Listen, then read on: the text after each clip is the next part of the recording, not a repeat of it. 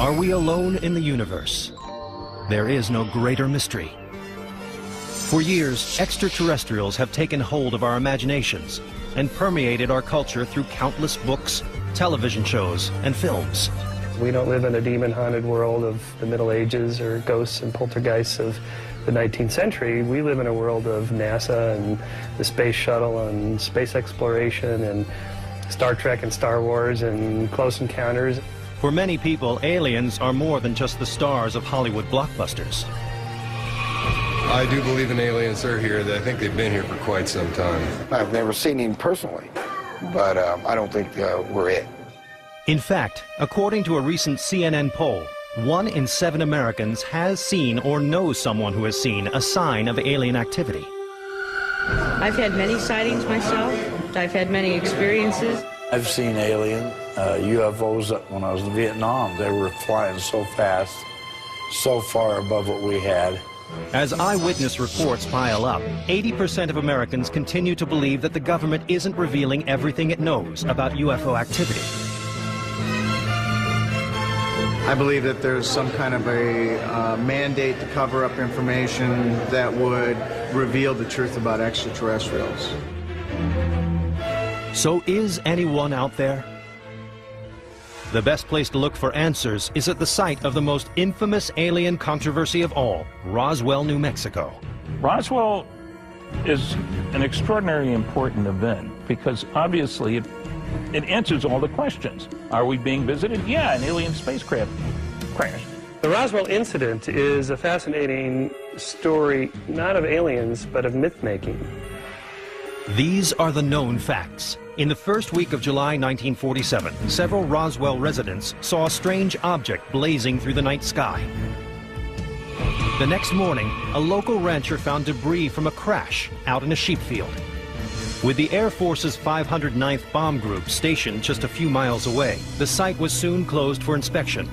The head intelligence officer subsequently issued a press release to the local paper. A headline in the local Roswell newspaper pronounced that the Air Force had recovered a crashed flying saucer near Roswell. The headline went around the world. Hours later, a second press release rescinded the first one, saying a mistake had been made. The recovered wreckage was from a weather balloon, not a flying saucer. To suggest that the base intelligence officer of our most elite military unit at the time, the 509th Bomb Group, could not identify rubber and tinfoil, instead thinking that that was a spaceship, that's an insult to us and to them. Was it a spaceship or a balloon that crashed on that fateful night in 1947? A trip to downtown Roswell reveals a lot about what version of the story appeals most to visitors and locals alike. UFO paraphernalia fills shop windows and street corners all over town. 200,000 people a year come to Roswell. And you specifically come to Roswell because Roswell is 3 hours from anywhere. According to Randy Reeves, owner and manager of the Alien Zone Twisted Pencil, if an item doesn't have a little green man on it, people won't buy it. I would say the most popular is the life-size alien if they could find them, and you know, it really surprised me how many folks are into the life-size products. The motherlode of all alien lore is just down the street at the International UFO Museum. Here you'll find all the details of the Roswell incident, as well as lots of other information about alien encounters. There's even an extensive research library with thousands of books, photographs and videos, not to mention several life-size extraterrestrials. The most interesting thing I thought at the museum was a three-fingered alien. I think they are so cute. But the nearby Crash Site Cafe has something even the museum can't claim. Of course I believe in aliens. I have an alien that works here. Would you like to meet him? This is Mikey. He's our morning cook. And he's always doing his job, you know. And you can get your alien to go. They love, especially he's right here. And if you talk to him, they will say hi. But the Roswell incident hasn't just become about cute toys and novelty bumper stickers. Nearly 50 years after the mysterious crash, UFO experts continue to devote serious attention to this bizarre event, and many of them are still trying to prove that it was, in fact, an alien spaceship and not a weather balloon that crashed in the field. I've been doing the research for the last 25 years and full-time for the last 10 years. Roswell investigator Dennis Balthaser has interviewed hundreds involved and believes the government's actions suggest a deliberate cover-up. If this was a weather balloon, why were civilians threatened? Why were they told you cannot talk about this and threatened if they did talk about it, they'd be in trouble? Nuclear physicist and premier researcher of the Roswell incident, Stanton Friedman, finds this evidence compelling.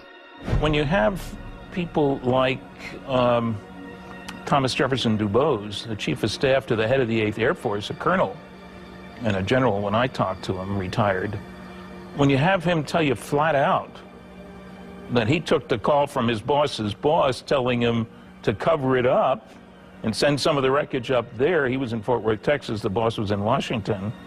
And don't ever talk about it again. And I got that straight from him. That's not a third-hand story. You have to respect that. Colonel Jesse Marcel, the base intelligence officer, described to Friedman the strange debris found at the crash site. There were no wires. There were no vacuum tubes.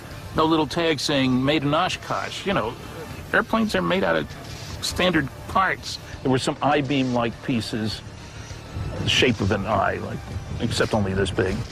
But they had the weight of balsa wood, and they had strange pastel purple symbols along the inside of the I-beam. None of this was conventional. The debris was brought back to the hangar here and guarded for a few days prior to being shipped out to Patterson Air Force Base in Ohio. But it wasn't just debris that was shipped out of town.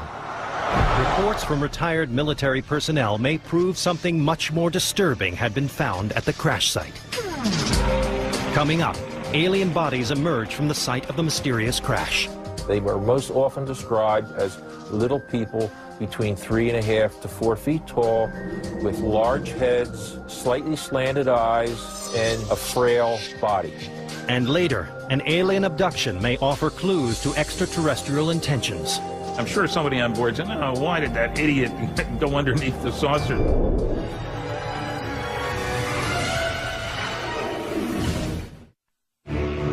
Since 1947, the Air Force has strongly denied that an alien spaceship crashed in Roswell, New Mexico. Half a century later, a videotape surfaced showing the military autopsy of one of these aliens. But upon closer examination, it appeared the footage was fabricated. I am still convinced that it is not real. I don't know who made it. It could have been set up by the government and publicized and then debunked, which would work into their favor. At this point, we don't know of any autopsies actually being done. To dispel the public's mounting suspicion, the Air Force in 1997 released a comprehensive rebuttal to all charges of a cover-up and the presence of alien bodies. So they issued a report stating that the people who reported seeing bodies were mistaken. What the Air Force said they saw were mannequins. These mannequins, which were over 6 feet tall. Well, we've done some checking on that story, and the dummies weren't used until 1953, 6 years after the event happened.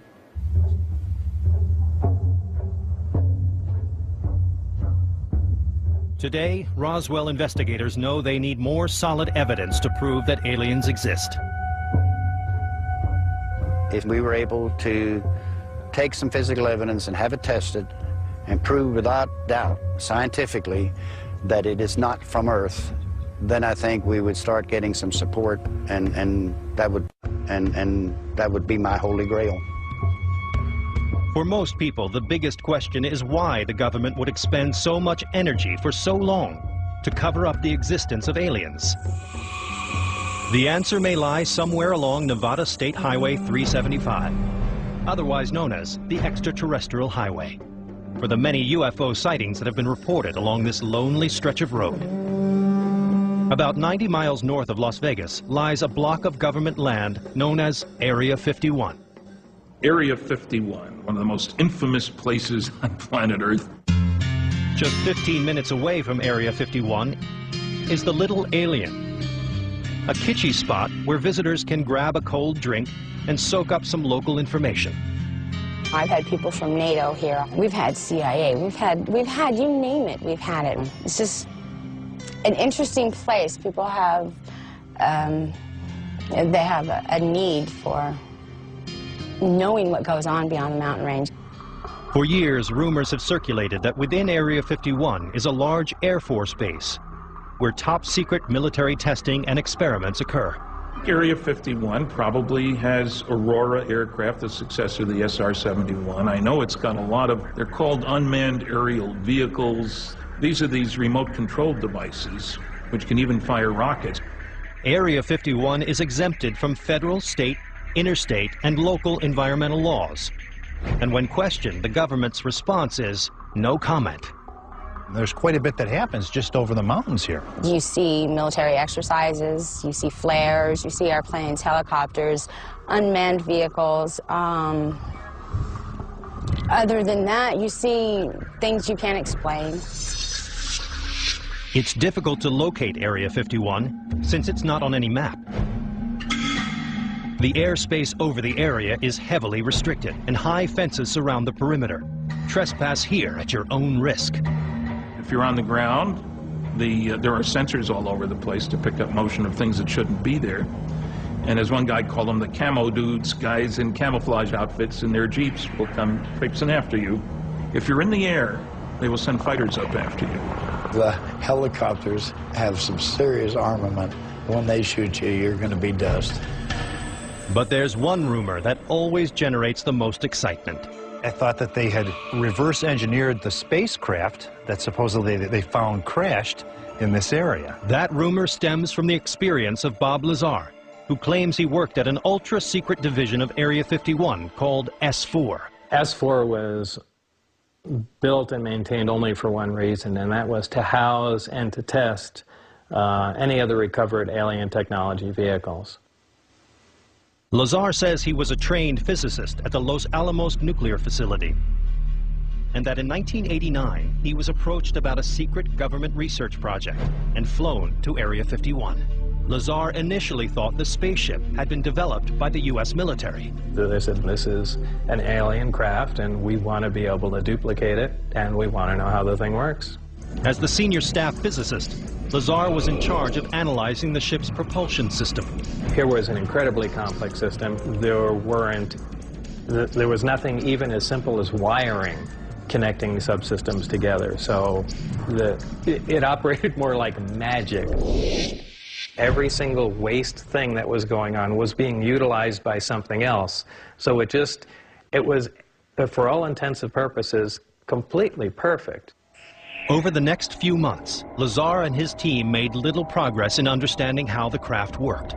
We were dealing with something that could have some just fantastic impact, but at the time we didn't even have the slightest chance on how to duplicate the system or really even understand what was going on. It wasn't your typical day job. Lazar would get called into work erratically, sometimes late at night. After 6 months, the calls stopped coming. Lazar told a few close friends about his experience, and then things got scary. They started following me around more than usual. And friends that I hung around, they even started noticing people following us around. And I started getting a little concerned, thinking, am I all of a sudden going to get wiped out in some way? And this really started looking like a Mission Impossible episode. Lazar claims he went public with this story to protect himself. But many people, like UFO expert Stanton Friedman, don't buy any of it, calling Lazar a fraud. He isn't a nuclear physicist. He doesn't have a degree from anywhere. Didn't go to MIT or Caltech, as he claimed. That he didn't work for Los Alamos. He worked at Los Alamos for a subcontractor. But Lazar insists that the government deleted all of his academic and professional files. They've gone to great lengths to discredit everything that I've said, and successfully so in many respects. Something they always told me, it's one of the easiest things to keep secret because it's so unbelievable. And that really is true. If I heard this story from somebody else, I don't think I'd buy it. It's pretty far-fetched. Only the government knows for certain if Bob Lazar's story is fact or fiction. But the truth is out there. Coming up. A very close encounter of the third kind. Their features were small except for the eyes, and the eyes were huge. And later, could increased sightings around the world suggest we're due for an official visit? I have a sense that there's still more to come. It's not over. It's not over.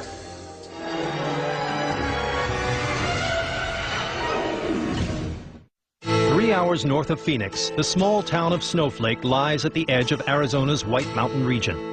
A popular destination for camping, fishing, hiking, and skiing. This high-altitude area enjoys plenty of sunshine year-round. But you don't want to be stranded on these mountains on a cold, dark night. Just ask Travis Walton. Born and raised in Snowflake, he's still haunted by his intimate encounter with alien beings more than 30 years ago. For years after the incident, it occupied my every thought all the time. It's something I just couldn't shake out of my mind. At the time, Travis was 22 and working on a logging crew in the Sitgreaves National Forest, just outside of town. On November 5th, 1975, the team of 7 men piled into a pickup truck after a long day's work and headed home just after dusk. We're coming down this road, and we saw some glimmers of light coming through the trees off to the side, up ahead. We were thinking, well, maybe a forest fire, or maybe an airplane had crashed and was hanging up there in the trees or something, because it was just something really very strange. As the men got closer to the source of the light, they all fell silent. We looked off to the right side, and we saw this object. This was less than 100 feet away, this glowing metallic object hovering there, outlined against the sky. Just the most incredible thing we'd seen. Somebody yelled out, "It's a spaceship." I mean, it was just incredible. And I yelled, "Stop the truck." To the horror of the other men, Walton got out of the vehicle. And they started yelling at me to stop and get back in the truck. But at that point, you know, the way I was back then, you young guys, I was kind of showing off for the crew. He walked slowly towards the mysterious craft until he was almost underneath it. I was just standing there looking up at this thing, and I could feel this vibration coming from it, the sound. It's just a strange mixture of high-frequency tones and this low rumble that you could feel more than hear, actually. It was like reflecting light at the same time it was giving off light. Suddenly, it rose up a little bit, and the sound kind of got louder, and it started making this sort of rocking motion. And those guys just, "Get out of here, let's go, let's go." So I just decided I was going to make a dash for it, and I raised up and turned to go, and wham! I just felt this shock hit me, and it's kind of like an electrical shock. It's just this numbing sort of thing, and I was just unconscious. But the guy said that a blast of energy come out of the bottom of this thing, and it just lit up the whole area, just almost blinding. And they said it just picked me up and threw me back through the air. And they said my body went so far and landed so limp, they just thought it killed me. In a frenzy of fear, the crew took off, leaving Travis behind. A lot of people criticize these guys, you know, how come they didn't stop and save their friend? But, you know, we had no guns, and, you know, what are these guys going to do? You know, all they could do is maybe, you know, become victims themselves. So, you know, I really don't find fault with the fact that they took off. They just did what I probably would have done, you know. Though they knew they'd sound crazy, the loggers called the town sheriff and explained what had happened. The sheriff interviewed the men, and he was very struck by the fact that the men were so shook up. You know, their faces were white, they were shaking. One of the guys was still crying, and so they were convinced that something very serious had happened. 3 of the loggers came back to the forest with the sheriff and other law enforcement officers later that same night. But no trace of Walton could be found. The next day, his disappearance launched a worldwide story and a massive hunt. There was over 50 men combing this area, 4-wheel drives, men on horseback. There were airplanes and helicopters crisscrossing the area. They even brought in tracking dogs. But after 4 days of fruitless searching, it became clear that no one knew where on Earth or elsewhere Travis Walton was. Neither did Walton. When I came to, I was lying on my back on a hard surface, and I could see a light above me. I was thinking I was in a hospital. But Walton soon realized these doctors weren't human. When I finally got where my eyes could focus, I saw this creature standing over me. They were small, just a little over 4 feet tall. They had a mouth and a human arrangement of features, and their features were small except for the eyes, and the eyes were huge. Another group of aliens then held Walton down and placed a mask over his face. That was the last thing I remember. I woke up lying face down on the cold pavement here in the dark, and I could see a light coming from above. I looked up to see this craft hovering there. You know, it was just there for a second when I looked, and it was shot straight up and was gone from sight almost instantly. Walton found himself near the town of Heber, 30 miles from where he had been abducted. He stumbled into the deserted town and called his family from a payphone. When they arrived, Walton learned just how long he had been gone. I thought that this was the same night. They said, hey, feel your face. And I reached up and I had this, 5-day growth of beard. And I looked at the date on my watch, which is days beyond what it was supposed to be. And that was just quite a shock to me. An international media circus soon descended on Snowflake, and it didn't take long before Walton's credibility was put on the line. Then came all these, attacks, claiming that I was hallucinating on drugs, that I'd had a transitory psychosis, all that sort of thing. It was just made it really doubly hard to endure. The furor eventually died down, and life went back to normal for the residents of Snowflake. But not for Travis Walton. Constantly assailed by disbelievers and embraced by fans, he has found it almost impossible to move on with his life. A lot of people think, oh, you were chosen. But I don't like that. And I prefer to think that, I was in the wrong place at the wrong time and I did the wrong thing, getting too close. For the time being, Walton still doesn't have the answer to the most important question of all. I don't know where they came from, and I don't know who they were. And all I know is what I experienced. So, to me, they're still a mystery. Coming up, accounts from Mexico describe a new and even more terrifying vision in the sky: flying humanoids. Some people think that these are bad aliens that are flying, trying to abduct people. And later, thousands witness an unidentified flying object in the Arizona sky. There were people that were shopping, going in and out of the malls, and they saw it. There were people who were outside jogging, and they saw it.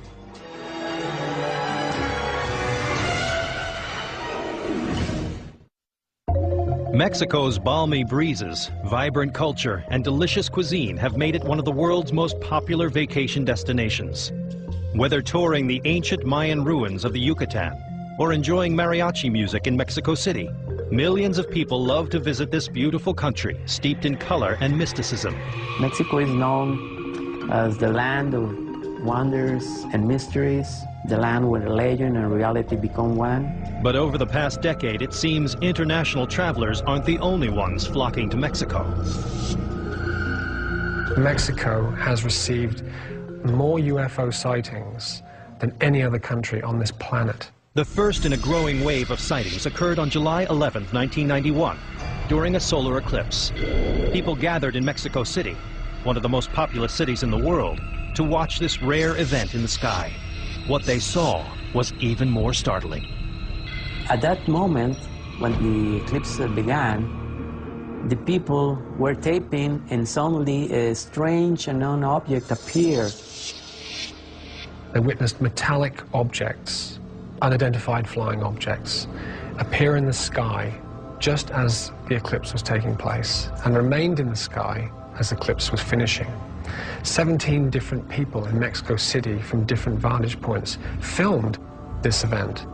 The images that got caught on tape were so spectacular, were so real, were so nitty, so explicit, that we finally realized that we have a very solid and important evidence with many witnesses from different places. From that day, the Mexican people realized that it was real. Since 1991, hundreds of UFO sightings have taken place across Mexico, many during the day.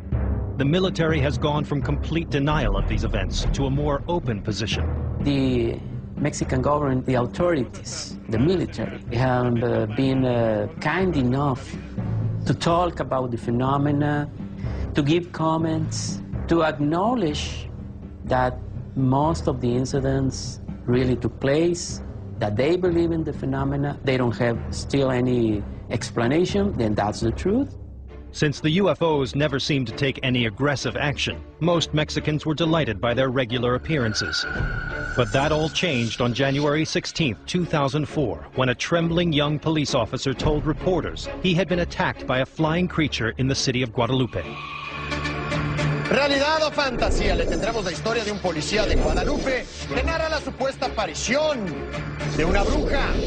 As he was patrolling the crime-ridden area in his car, the young officer claimed a figure dropped from a tree onto the road. At that moment, he stopped the car, the patrol car, and he noticed something. This body was floating above the ground. He turned on his high beams for a better view. Estaba vestida de negro y tenía los ojos grandes y tez morena. Ya no alcancé a ver más. Estaba vestida de negro, traía un gorro con una punta hacia atrás. Pero no tenía nada de escoba, nada. Pero iba volando sola. The creature then suddenly flew at the car, smashing repeatedly into the windshield. So he put the car in reverse, the patrol car in reverse, trying to run away. He asked by radio for backup, and this flying thing was trying to grab her through the windshield. She was looking at him. It was very close. Terrified, the police officer raced backwards, hitting a wall and losing consciousness. Later, medical tests revealed that the officer had no drugs or alcohol in his system, but was in a deep state of shock. Psychological test revealed that he was not suffering and has never suffered any kind of hallucination or any kind of psychological disorders. Many ufologists say that what attacked the officer is a new and frightening alien being called a flying humanoid. One amateur video even caught two flying humanoids in the air together. This was like a huge dark being with some kind of big, huge cloak. Above this big flying being was a winged entity. Suddenly, a smaller being is expelled from the big flying entity and fly away. And then that smaller entity returned and was absorbed by the bigger one. ¡Ay, ay, se le pegó! ¡Se le metió! Como tapa.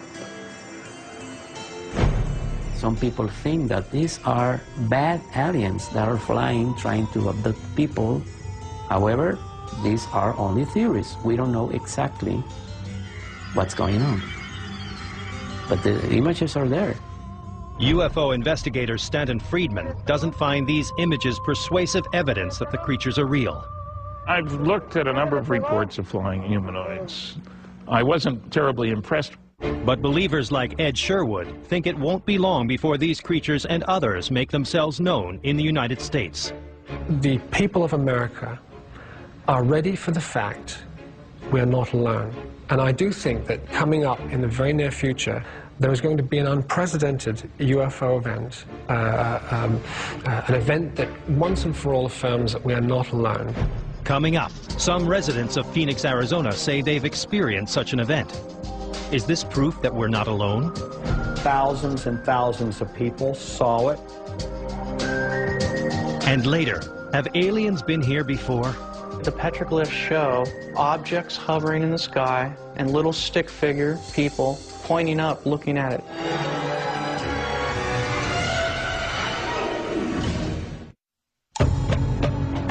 The desert climate of Phoenix, Arizona has made it one of America's fastest growing cities. Visitors seek out its luxurious spas and world-class golf courses, while residents enjoy sun-drenched days and moonlit nights. But on the evening of March 13, 1997, as people across the state gathered outside, hoping to catch a glimpse of the famous Hale-Bopp comet, those clear desert skies revealed something far more spectacular. What emerged from the Arizona night triggered the biggest UFO controversy since Roswell.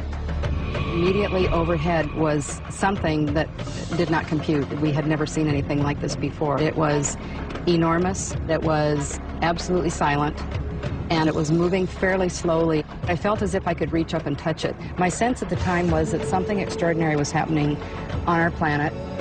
A formation of extremely bright lights in a V shape flew from one corner of the state of Arizona to the other and turned around and flew back. 3 hours. Thousands and thousands of people saw it, were witnesses. There was a Little League game going on, and they all saw it. The kids saw it, the coach saw it, the parents saw it. There were people that were shopping, going in and out of the malls, and they saw it. There were people who were outside jogging, and they saw it. The lights took an extremely low path through restricted airspace. And no one seemed to know what these lights could be, or where they came from. Were extraterrestrial beings involved? Concerned, Frances Emma Barwood brought the matter up at a televised council meeting.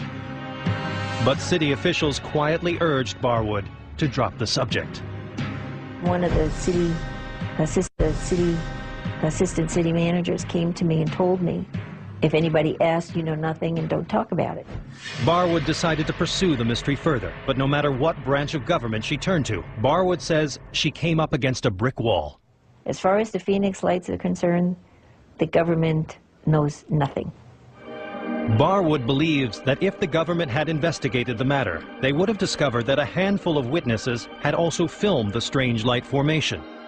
Jeff Willis, a UFO photographer for over 10 years, was in the mountains above Phoenix that night and shot video of the lights at 7:30 p.m., almost 3 hours before the mass sighting. They were probably, I would say, a good, probably about 35 miles away, and from their size, it's really hard to determine, but I would say they were probably as big as 3 jets put together in length. They were really big, and they were moving very slow. They had to have been something strange, for sure. The footage that revealed the most detail was shot later that evening by a physician who until recently remained anonymous. I was a healthy skeptic when I began all this. Even though I saw something myself, I didn't come forward for 7 years. I stayed anonymous, looking to try to find a logical explanation for what I witnessed. Dr. Kitai first saw the lights in 1995, 2 years before the mass sighting, just a few hundred yards from her secluded home in the mountains above Phoenix. When my husband and I had our first close sighting, it was as close as that tree right there. It was extraordinary. There were 3 amber orbs in a triangle formation just hovering about 50, 75 feet off the ground for minutes. They were about 3 to 6 feet each, very soft amber color, and they didn't glare. And the thought going through my mind was, if I don't get a picture of this, nobody's going to believe it. As I was watching these 2 orbs, it felt that there was an intelligent presence staring back. Was this intelligent presence an alien being? Kitai believes yes. And in January of 1997, 2 months before the mass sighting, she saw the orbs again. This time they were at a distance, and they were far west, and I noticed them, they were in a line formation. As I'm ready to shoot the 3, suddenly 6 amber orbs in a row, equidistant from each other, massive span, it was over 1 mile wide, popped up over the 3. It was really unnerving. I have to tell you, I started to shake a bit. But I did take 6 pictures in a row. And as it turned out, I caught this unexplained phenomena head on, turning into a V shape as the 3 orbs underneath were disappearing. When Dr. Kitai realized how many other people had seen the lights that night, she decided it was time to share her footage with Village Labs, a high-tech computer imaging company. Founder Jim Dilatoso and his employees have years of experience in exposing fake UFO videos and photographs. I'm a scientist. I'm an experimenter. We're a lab. I hardly ever had said it before that the pictures that we had tested could be an extraterrestrial spacecraft. Using Kitai's video with 2 other videos shot at the same time, technicians were able to triangulate the exact position and path of the lights. We got very involved in converging all the images, matching up the times that the television news was on in the background with each of the cameras to create a position of greatest likelihood of where the object was placed. However, military personnel claimed that the lights were created by high-intensity flares from an Air Force A-10 aircraft. I think that best explains the eyewitness accounts and the actual videotape that we have of them. I mean, we have pretty good videotape. You can see them sort of coming into this one after another, almost like there's a helicopter or a plane overhead that you can see dropping them one by one. But many Phoenix residents found the government's explanation difficult to swallow. They said, oh, we forgot. There was this group of planes that came in from Maryland, and they flew all the way into Arizona, and nobody knew about it. That's like saying that I can build my own F-15 in my garage and roll it out on the street and then start dropping bombs all over the place and then fly it back down and put it in my garage. And they would say, oh, we don't know what that was because we had no knowledge. I had seen this up close and personal in '95, and nobody can tell me that it was military. This was extraordinary technology in a private gated area. To determine whether the lights were flares or not, the technicians at Village Labs compared the optical properties of the lights to footage of military flares.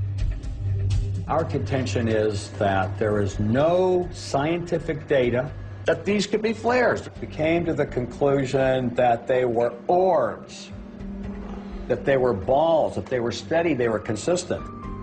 Jim Dilatoso and his team also spoke with hundreds of eyewitnesses about the size and shape of what they saw. It was evolving as a flying machine. It was able to make its wings bigger, smaller.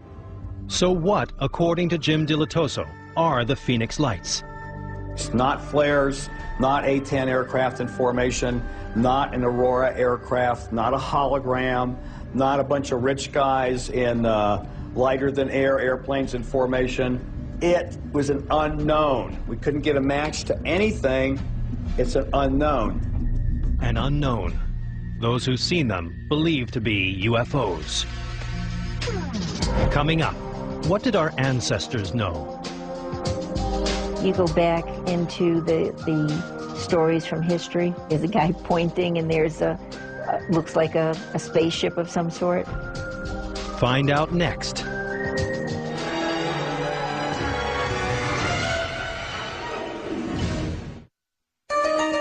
Aliens have never been as popular as they are right now. New books, films, and television shows about aliens still excite audiences. But how would we react if we came face to face with the real thing? As more and more UFOs are spotted in the sky, many UFO experts say it's time we ponder that question. It's happening at a faster pace. Something is happening. Something is, you know, in my own estimation, because it is so extraordinary, it is happening worldwide. In the years since the Phoenix lights were seen by thousands, similar sightings have been reported around the globe.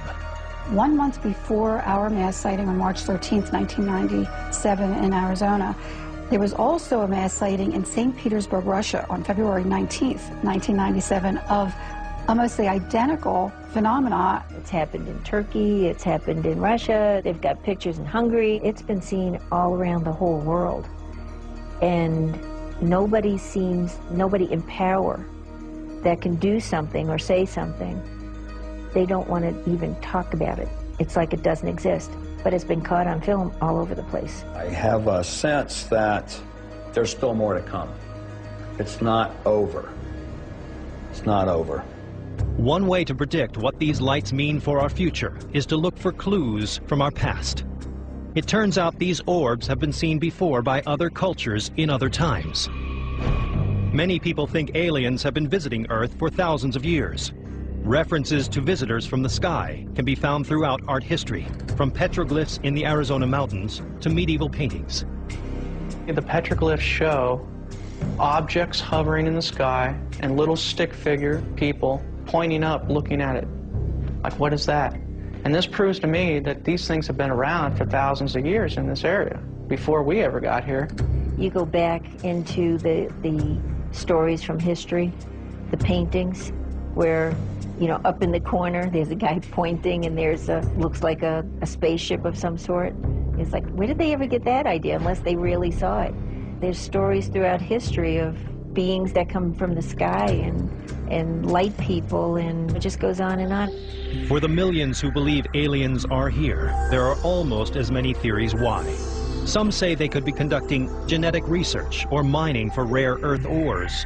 But many UFO experts seem to agree aliens are here to observe our progress. The aliens could have all kinds of reasons for coming here, but surely one of them is to make sure that we don't take our brand of friendship, hostility, out there.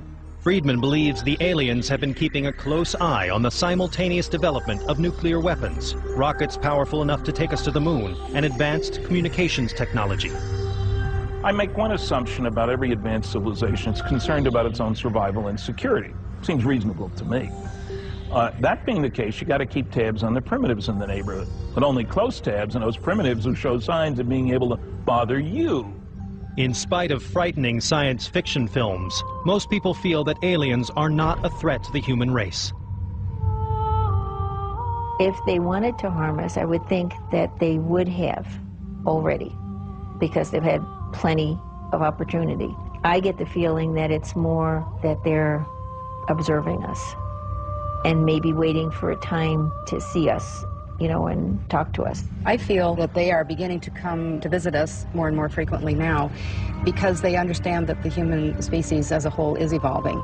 I don't know if these crafts are going to land. I don't know if these beings that we are seeing flying around someday will land and will face us. We don't know.